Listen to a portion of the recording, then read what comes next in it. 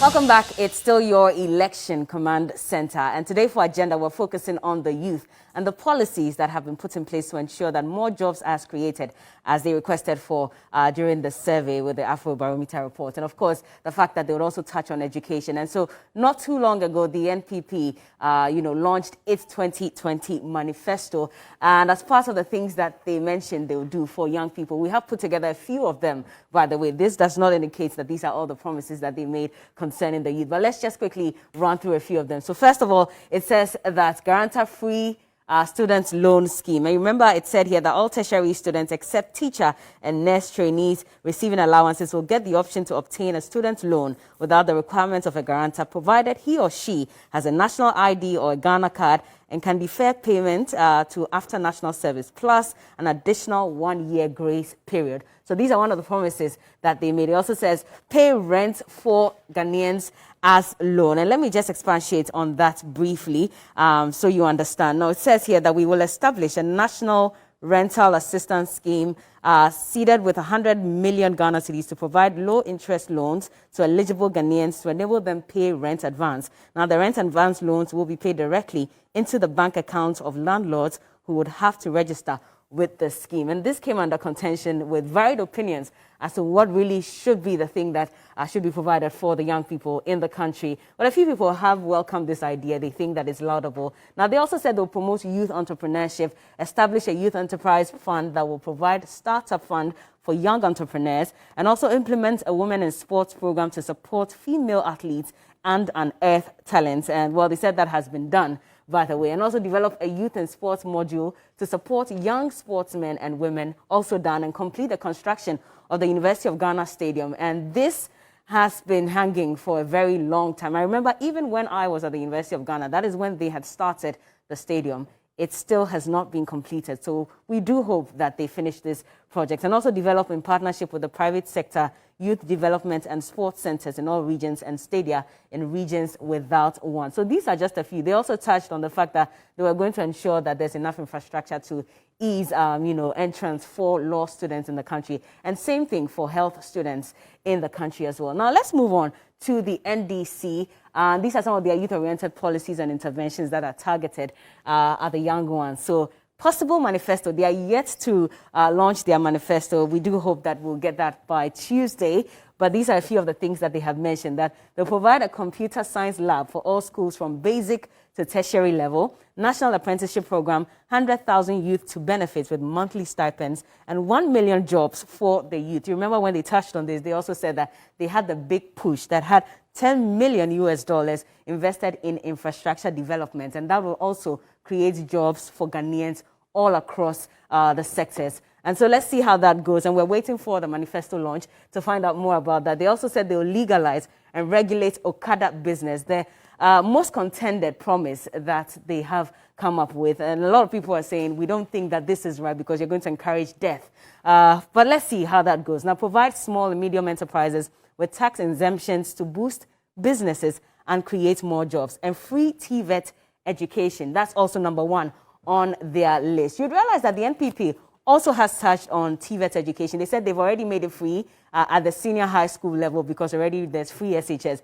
But NPP says across board, NDC says across board, they're going to make it free. Now, they'll also make sure that from the KG level to junior high school, you won't have to pay entrance fee or anything. You can just go to school for free. Interestingly, Stephen, now the NDC is very likely that they are also going to mention the fact that for national service personnel, if you want to get a permanent job right after, you will get it automatically. And so those are some of the promises that they have made. Yeah, interesting, I must say. The free, very interesting. The free TVET argument has been so much debated by the MPP, which is of the view that it has done a lot more for TVET education. But what we need to know is that a lot of the TVET institutions capture the informal sector, and many people will need to train with apprenticeship and all of that. So to make TVET free means that to be able to touch the core of the informal sector and training. So let's quickly, on the back of that, get to Zoom.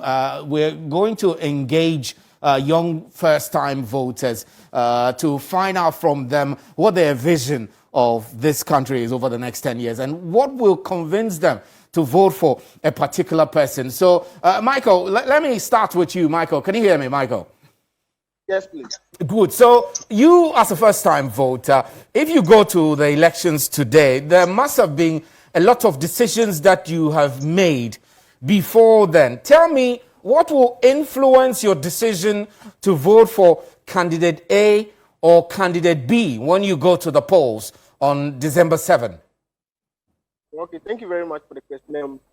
When I go to the polls on December 7, I will vote based on policies. I mean, the policies that are presented, they're the ones that will affect my life. So I will not just go there. I will vote based on the policies that I was presented. Yeah, Michael, I'm hearing you. I will vote based on the policies that was presented and the ones that I think are best for me or for the country. Right, so that's Michael. Michael will look at the policies they have, but let me go to you, Hayford. Hayford, you can hear me. So I know Michael is telling us that he will make certain decisions. Are these the same decisions you will make when you have to decide who you will vote for? For example, we have the NDC and the MPP promising many things. The MPP is already in power. It has promised free SHS. It says it has delivered. The NDC says it could have done that better. And former President John Dramani Mahama is also making so many promises, free primary health care. There's so many information circulating in the public space. Which of them will influence you enough when you go and vote?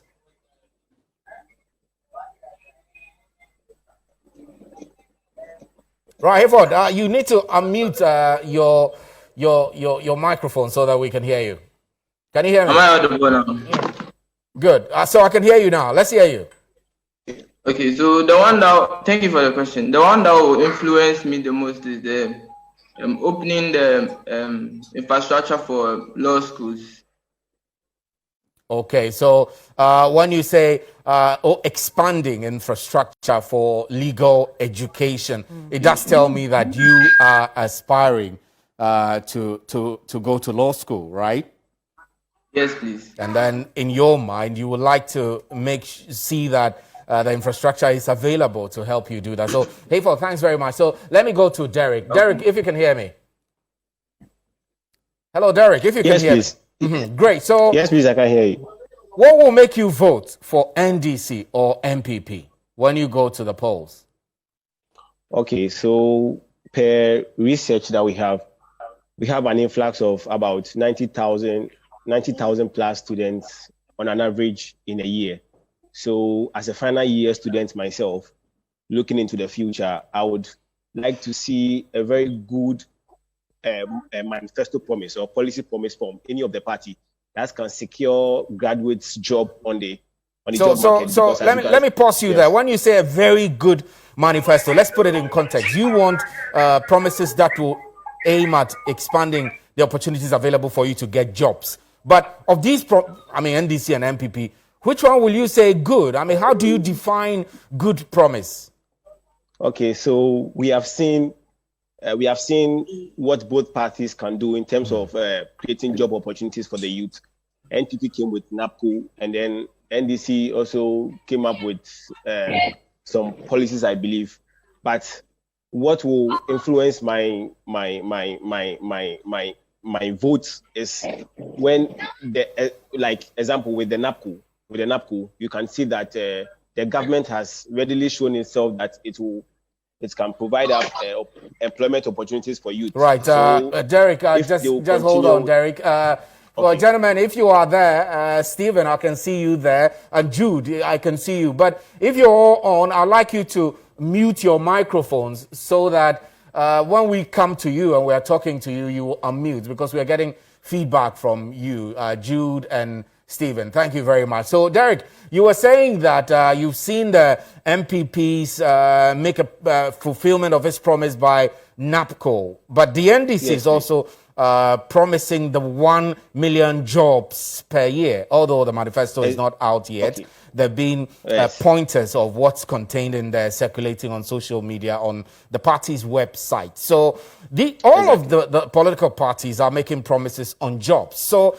how would you be certain that one or the other promise is worth sticking your vote for? Okay, so the timeline to the policies also matters. Because if you see the NDC, they have said that, okay, in the first 4 years there will be 1 million jobs, and then for every year there will be 250,000 job opportunities for the youth in terms of the big push agenda. Yes. So if I should graduate right now in civil engineering, I should know that with that opportunity, with that manifesto in mind, then as a civil engineer, I'm sure I might also get a job somewhere in the infrastructure sector, because they are the party with. Right, Derek, you sound to be very well informed about the big push agenda and the NAPCO. So you have properly engaged the issues from all the various political parties, and that's good. Let me go to someone else. Let me come to Yumano. Yumano, you've been on for a while. If you can hear me. Yeah, hello, I can hear you. Good. So, Yumano, if you are giving the opportunity, well, you have the opportunity to vote to elect a member of parliament or a presidential candidate who will be in charge of the affairs of this country in parliament and the executive for the next 4 years. And so we've heard from Emmanuel and Hayford and everyone talking about what decisions they will make, what will influence their choices. But for you, let me take it from a different angle. The next 10 years, how do you want Ghana to be whilst you are still here and still voting every 4 years? Okay, thank you very much for the question. And to answer the question, I would like to say that in the next 10 years, I would want to envisage the country in a manner that though we know unemployment as an economist is repairs, okay, it cannot be totally dealt with. There are some levels of unemployment, but I would want to see a kind of policy that drives into the next 10 years, the kind of policy that engage the youth in kind of. Right, Emmanuel, your sound is a bit poor. So let's quickly get to Stephen. Well, Emmanuel, I'll come back to you and see whether we get a good reception from you. So, Stephen, how are you? I'm fine, thank you. I know December 7, you're absolutely going to vote. What will influence your choices when you get to the poll? Oh, okay, my choices will be based on any political party's ability to engage youth in actions or implementation of certain policies. And I remember somewhere in 2019, I attended a forum, and one thing I learned was, for you to know something about a country, you should learn or hear from their youth, because they would grow to make certain changes in the near future. So if you are not able to harness the talents or know what the youth want, and you just make decisions for them, it might not be good. So I would rather want it to look like a country where you can easily find talents in youth, not based on political affiliations, whether he or she is MPP, NDC, whatever. Just let them come out, because there are a lot of talents and lots of people who have ideologies and things that can move the nation forward. So the best thing, or what I would want, is a country free of political interference or political biases. Right. So if I can paraphrase what you are talking about, Stephen, you want an environment where people will get jobs that they merit, not because they know someone or because they are in one political party or the other. So that's a very good point. Thanks very much. Let's move to Jude. Jude, you're also there. So you've heard all your colleagues, all your friends saying what will make them vote for one person or the other. What will you be considering also? I mean, I know there are a lot of issues: health, education, infrastructure, jobs, and jobs appear to feature a lot for many young people. Tell me which of these will influence your choice as you go to the polls? As we've seen growing up, every elections, both political parties come up with policies and say whatever they want to do, but I'll be looking at how feasible those policies are, looking at our current economy and where the economy is going. Because they might say something to lure us to vote, but you need to know which policies can be done, which are necessary, the youth wants. So I'm going to base on those lines or those informants to vote for the political party, because it can't just tell me you're going to do A, but looking at our economy, this thing cannot be done. But just to win votes, you're going to say you're going to do this. So I'll look at how feasible each policy is before I'm going to. Right. So I like the dimension you're bringing, feasibility of promises that the various political actors make ahead of the polls in December. But tell me, from your observation, whether you get the sense that these political parties, when they come to you with the promises, they make it clearer enough for you to determine from the promises they are making if these are feasible or not. Are you seeing that in the political promises? No, some will just say, I'm going to build A, I'm going to build this at this region, based on money accrued from the oil points or something. But they don't give details of how the money is going to come about. So I, for one, as a student and as someone who would like to know the truth, I would do my background check, yes, because there are experts, economics in this country, who are going to speak to those policies. So listening to them, I'll know which are feasible and which aren't, based on our economy and where our economy is growing to. So that would be what I'm going to do. Right, Jude, you made your point very clearly, and thank you very much for those points. So I'm trying to see who else is on. Derek, can you hear me if you're there? Yes, please. Yes, so Derek, I've spoken to you already, and I just wanted to come back to you to make the point once again that Jude just made about feasibility of the promises. But I think your video is down. Let me see if Michael can hear me. Michael, are you there? Yeah, I'm there. Good. Michael, so you have heard a lot of your colleagues say what will influence their decision when they go to the poll in December. Jude, I just spoke to Jude. Jude says that the promises that political parties make must be feasible. He wants to see that the political parties are giving him sufficient information for him to make the judgment that indeed these promises are feasible. So everybody has something in mind for which on which they will base their decision. What will be yours when you go to the poll on December 7th? What will be your considerations to vote for one person or the other? Oh, okay, so as my colleague already said, the feasibility is one major thing. Because most of the times during election years, they come and promise a lot of things, and we vote for them, and after for election, then we don't see what they promised. So like how the NDC is saying they will give 1 million jobs and about 250,000 a year. I think if it's feasible, what I'm seeing now, if it's feasible that you can give 250,000 people jobs, then maybe I'll vote for that one. Or if the current government is bringing on board new policies that I think will give more jobs to you, because right now the youth unemployment is a major problem in the country. So if the political parties can give us their policies, as my colleague said, and how feasible it will be, how more information and policy, I think it will be a good way. And with influencing me, it will be based on the policy. I'll weigh both parties and I'll see their manifestos and see what they can do, what they have done before, and a future. All right, Michael, thanks very much. Derek, you're back again. Let's take Derek again. Derek, I wanted to ask a follow-up from all the things that Jude said, and right now, Michael. I know that job creation is important for you. You like to be able to know that when you graduate from school, there is a job for you. But beyond jobs, there are other sectors of the economy which affects everyone: health, agriculture, education, infrastructural development. So if you were prioritizing, which of these would you prioritize above the other, and why?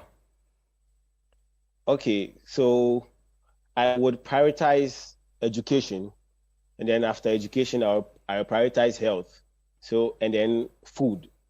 So if as an individual, I am well equipped in terms of education, then it means I can contribute positively. And then if I am not healthy, if I don't have strength, then it means I can't work. So then I need health. So then if I'm not healthy, what would I need? I might need food. And so agriculture is also next. So looking at these three critical sectors, they are very key to the development of our country. So when you take agriculture per se, you see that the previous government brought about a policy like the planting for food and jobs.